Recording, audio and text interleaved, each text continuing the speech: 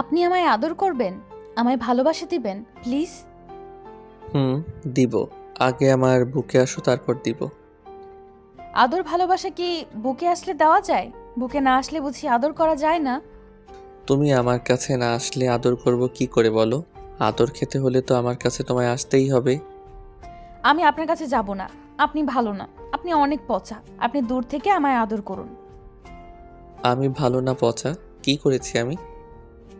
মনে নেই আপনি কি করেছেন? বাসর রাতে আপনি আমার ঠোঁটে চুমু দিয়েছেন। আপনি অনেক বাজে লোক, আপনার কাছে আসা যাবে না। অধরার কথা শুনে অয়ন যেন আকাশ থেকে মাটিতে পড়ল। সামান্য ঠোঁটে চুমু খাওয়ার জন্য অয়ন আজ অধরার কাছে বাজে লোক হয়ে গেছে। নিজের স্ত্রীকে চুমু খাওয়াও অসভ্যতামি। অয়ন অধরার কথাগুলো মুখ বুজে ভাবতে লাগলো। অয়নের সাথে অধরার বিয়ে হয় পারিবারিকভাবে। অয়ন অধরাকে আগে থেকে জানতো না, অধরাও অয়নকে চিনতো না। বিয়ের ঠিক 2 দিন আগেই অয়ন অধরার কথা জানতে পারে। অধরা দেখতে কোনো অংশে পরীর থেকে কম নয়। অয়ন প্রথম দেখায় অধরার প্রতি দুর্বল হয়ে যায়, তাই তো অয়নের এই বিয়ে করতে কোনো আপত্তি আসেনি। অধরার বয়স কম, তাই সে বাসর রাতের আসল মানে আর স্বামী স্ত্রীর মধ্যে থাকা সম্পর্কের মানে জানে না। অয়ন জানতো অধরার বয়স কম, অধরা একদম একটা বাচ্চা মেয়ে। তবে অয়ন এটা জানতো না অধরা এতটা বাচ্চা মেয়ে যে সামান্য একটা চুমুকে নিয়ে এত বড় ঘটনা ঘটিয়ে ফেলবে। অয়ন রীতিমতো বাসরাতে প্রবেশ করে নতুন বউয়ের কাছে চলে আসে। অধরা নববধূর সাজে বিছানায় বসেছিল। অয়ন দরজা বন্ধ করে দিয়ে অধরার কাছে এসে বসল। অধরা বিশাল একটা ঘোমটা দিয়ে নিজের মুখ আড়াল করে আছে। অয়ন পরম যত্নে অধরার ঘোমটা খুলে অধরার মায়াবী মুখের দিকে দৃষ্টিপাত করলো। অধরার মায়াবী মুখটা দেখে অয়ন একটা ঘোরের মধ্যে চলে যায়। অয়ন অধরার কপালে আলতো করে নিজের ঠোঁটজোড়া ছুঁয়ে দিল। অধরা অয়নের চুমুতে কোনো প্রতিক্রিয়া দেখালো না। অয়ন অধরার কপালে চুমু খেয়ে আর নিজেকে কন্ট্রোল করতে পারল না। দুম করে অধরার ঠোঁটের দিকে তার চোখ যায়।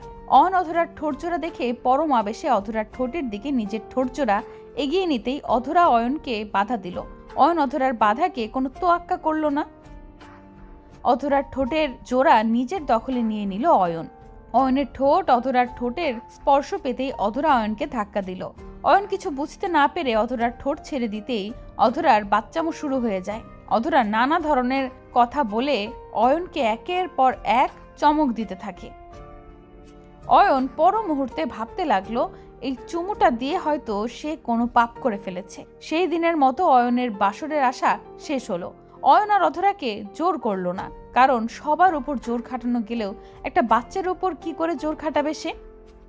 অয়ন অধরার দিকে তাকিয়ে অধরার বলা কথাগুলো ভাবলো। অয়নকে নিশ্চুপ দেখে অধরা অয়নকে একটা ধাক্কা দিল। অধরার ধাক্কা খেয়ে অয়নের ঘোর কাটলো। অধরা অয়নকে উদ্দেশ্য করে বলতে লাগলো, কি ভাবছেন আপনি? আমি একটা কথা বলেছি, সেটা কি আপনার মাথায় ঢোকেনি? না, আমার মাথায় তো কিছুই আসছে না। বলো তো কি বলেছো তুমি? উফ, আমি কোন বোকা লোককে বিয়ে করলাম! আপনি তো দেখি কিছুই বোঝেন না। আমি আপনাকে আদর ভালোবাসা দিতে বলেছি। হ্যাঁ, সেটা তো বুঝতে পেরেছি, কিন্তু কেমন করে আদর করে সেটা তো আমি জানি না সোনা। কি করে করব? সেটা আমি জানি না। আপনি করবেন মানে করবেন, ব্যাস। অয়ন বুঝতে পারছে অধরা আদর ভালোবাসা চায়, কিন্তু আদর ভালোবাসার আসল মানে এই পিচ্চি মেয়েটা কোনটাকে বোঝাতে চেষ্টা করছে সেটাই অয়ন বুঝতে পারছে না। অয়ন একটা ঢোক গিলে অধরাকে উদ্দেশ্য করে আদুরে গলায় বলতে লাগলো, আচ্ছা অদরা, তুমি কি জানো আদর ভালোবাসা কাকে বলে? আমায় একটু শিখিয়ে দিবে? দেখেছেন, আপনি সব সময় আমায় বাচ্চা বলেন আর বলেন আমি কিছুই জানি না। আসলে আপনি বাচ্চা মানুষ, তাই তো আদর ভালোবাসা বোঝেন না। এদিকে আপনার কানটা এগিয়ে দিন। আদর ভালোবাসার কথা তো আর জোরে বলা যায় না, এটা গোপন কথা। আবার কান এগিয়ে দিতে হবে কেন? এই ঘরে আমি আর তুমি ছাড়া তো কেউ নেই। বলো, আমি শুনছি। আরে আপনি তো দেখি আসলেই একটা ছোট বাচ্চা ছেলে। জানেন না দেয়ালেরও কান আছে? এদিকে আসুন তো। অধরার কথা শুনে এক প্রকার বোকার মতো হয়ে যায় অয়ন। এই মেয়েটার সাথে কথাবার্তা বলার সময় খুব হিসেব করে বলতে হয়, তা না হলেই আসল বিপত্তি শুরু হয়ে যাবে। কিছু থেকে কিছু হলেই দৌড়ে মায়ের কাছে গিয়ে সব কথা বলে দিবে অধরা। অয়ন অধরার কথা মতো একদম বাধ্য ছেলের ন্যায় অধরার দিকে নিজের কান এগিয়ে দিল। অধরা অয়নের কানের কাছে নিজের মুখটা এগিয়ে নিয়ে এসে ফিসফিসিয়ে বলতে লাগলো, আমি আপনার কোলে মাথা রাখবো, আপনি আমার চুলে হাত বুলিয়ে দিবেন, তাতেই ভালোবাসা আদর হবে, বুঝেছেন? হ্যাঁ, খুব বুঝেছি। আর বলতে হবে না, তুমি আসো। উফ, এই জন্যই আমার আপনাকে এত ভালো লাগে। আপনি না সব কথা একটু হলেই বুঝতে পারেন। Thank you. হুম। অধরা অয়নের দিকে তাকিয়ে খিলখিল করে হাসছে। মেয়েটার মুখের হাসি দেখলে অয়নের মনটা উতলা হয়ে যায়। এত সুন্দর করে কেউ হাসতে পারে? অধরা যদি তার কাছে না থাকতো তবে হয়তো কোনোদিন জানতেই পারতো না অয়ন। অধরা বাচ্চা মেয়ে, তার আবদারগুলো বাচ্চাদের মতো। অয়ন অধরার এই ছেলে মানুষীগুলোতে কখনো বিরক্ত হয় না, বরং অনেক খুশি হয়। এই বাচ্চা মেয়েটার দুষ্টুমিগুলো অয়নকে তার প্রতি বেশ দুর্বল করেছে। অধরা হাসতে হাসতে অয়নের কোলে মাথা রাখলো। অয়ন পরম আবেশে অধরার মাথায় হাত বুলিয়ে দিতে লাগলো। অধরা অয়নের কোলে মাথা রেখে বায়না করে যে গল্প শোনাতে। অয়ন আর কি করবে? অয়ন তো গল্প করতে পারে না। কি গল্প শোনাবে অয়ন? ভেবে আর না পেয়ে ছোট বাচ্চাদের একটা গল্প সাজিয়ে গুছিয়ে বলল। কিন্তু তা শুনে অধরার একটুও ভালো লাগেনি।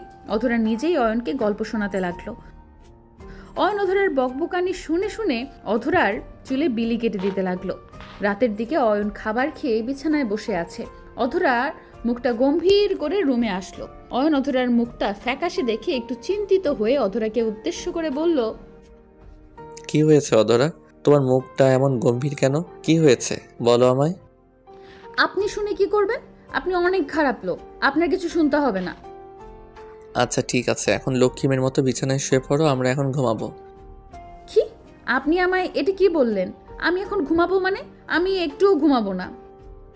তো না ঘুমিয়ে জেগে জেগে কি করবে? কি করব?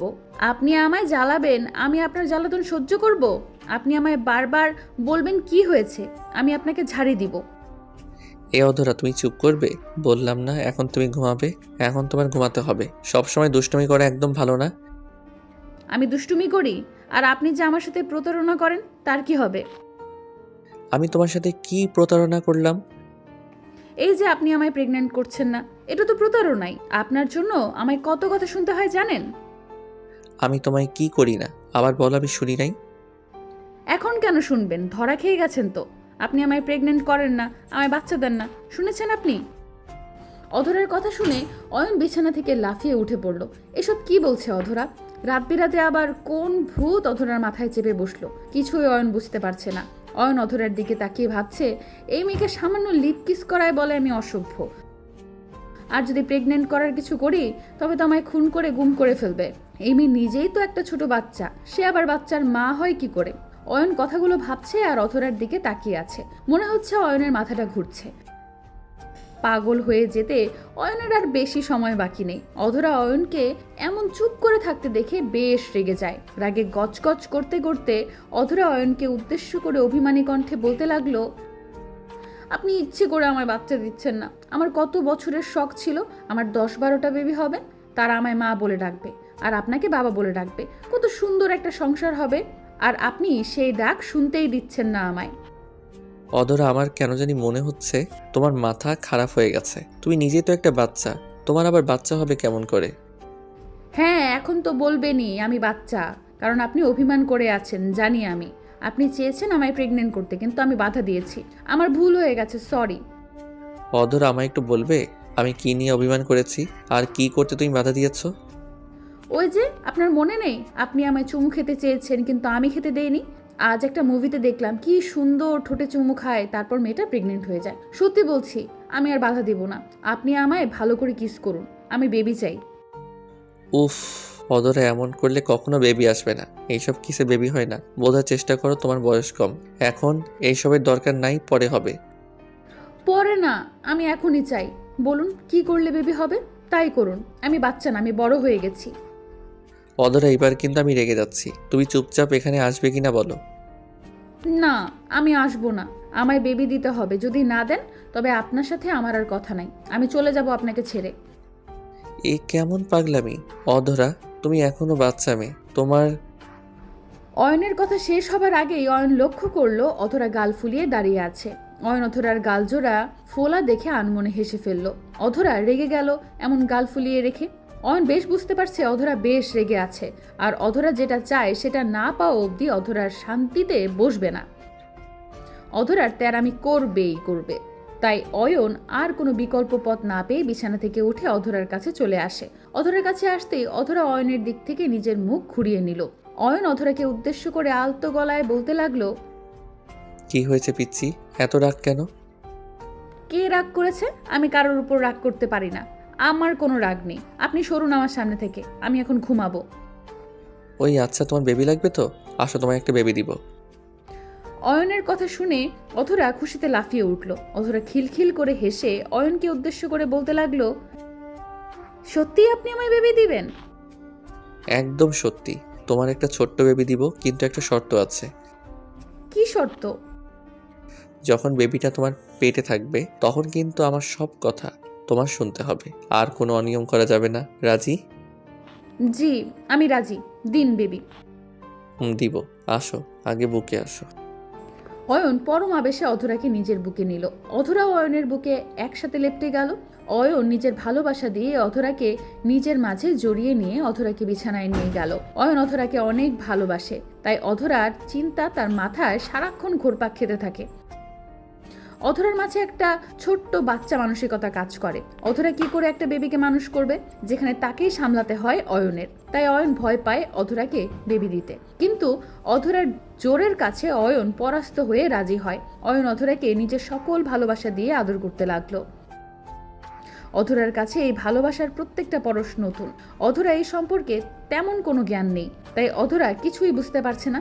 তবে অয়নের সাথে সাথে সেই পিচ্চি অধরা বেশ সাড়া দিতে লাগলো। আসলে মানুষ তো, মানুষের মনের মধ্যে বাসনা তো ঠিক থাকবেই। তাই অধরারও এই আদর বেশ ভালো লাগলো। সারা রাত রোমান্টিক আদর শেষে সকাল হতেই অয়নের ঘুম ভেঙে যায়। অয়ন নিজের চোখ জোড়া মেলতেই দেখতে পায় অধরা অয়নের বুকে ঘুমিয়ে আছে, একদম নিষ্পাপ শিশুর মতো। অয়ন অধরার এই মায়াবী মুখের দিকে তাকিয়ে মুচকি হেসে ফেলল, আর পরম আবেশে অধরার কপালে গালে চুমু খেলো। ভালোবাসার রং অনেক ধরনের হয়, তবে অবুঝ ভালোবাসা সত্যিই হৃদয়কে সাড়া দেয়। অয়ন আর অধরার ভালোবাসা যেন সব সময় এমন মধুর থাকে। তাদের জন্য দোয়া করবেন, আর তাদের ফিউচার বেবির জন্য তো দোয়া অবশ্যই করতে হবে। অবশেষে বলতে চাই, ভালো থাকুক পৃথিবীর সমস্ত পবিত্র ভালোবাসা।